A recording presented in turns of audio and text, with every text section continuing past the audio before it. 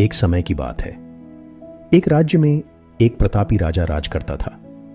एक दिन उसके दरबार में एक विदेशी आगंतुक आया और उसने राजा को एक सुंदर पत्थर उपहार में दिया।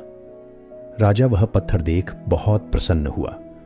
उसने उस पत्थर से भगवान विष्णु की प्रतिमा का निर्माण कर उसे राज्य के मंदिर में स्थापित करने का निर्णय लिया और प्रतिमा निर्माण का कार्य राज्य के महामंत्री को सौंप दिया। महामंत्री गांव के सर्वश्रेष्ठ मूर्तिकार के पास गया और उसे वह पत्थर देते हुए बोला, महाराज, मंदिर में भगवान विष्णु की प्रतिमा स्थापित करना चाहते हैं।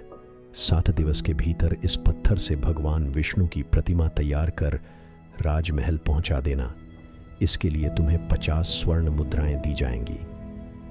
50 स्वर्ण मुद्राओं की बात सुनकर मूर्तिकार खुश हो गया और महामंत्री के जाने के उपरांत प्रतिमा का निर्माण कार्य प्रारंभ करने के उद्देश्य से अपने औजार निकाल लिए।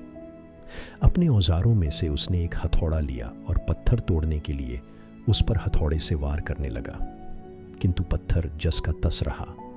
मूर्तिकार ने हथौड़े के कई वार पत्थर पर किए, किंतु पत्थर नहीं टूटा।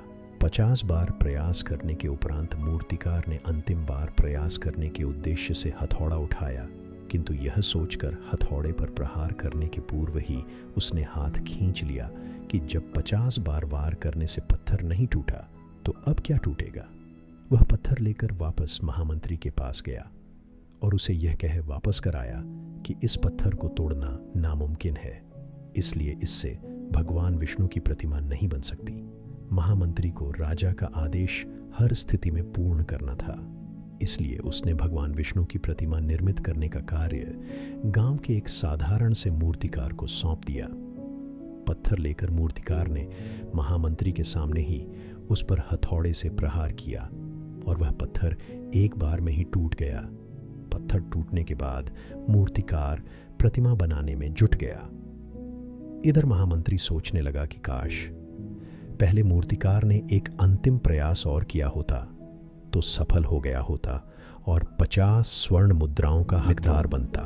हम भी अपने जीवन में ऐसी परिस्थितियों से दो चार होते रहते हैं। कई बार किसी कार्य को करने के पूर्व या किसी समस्या के सामने आने पर उसका निराकरण करने के पूर्व ही हमारा आत्मविश्वास डगमगा जाता है और हम प्रयास किए बिना ही हार मान लेते हैं। कई बार हम 1-2 प्रयास में असफलता मिलने पर आगे प्रयास करना छोड़ देते हैं, जबकि हो सकता है कि कुछ प्रयास और करने पर कार्य पूर्ण हो जाता या समस्या का समाधान हो जाता।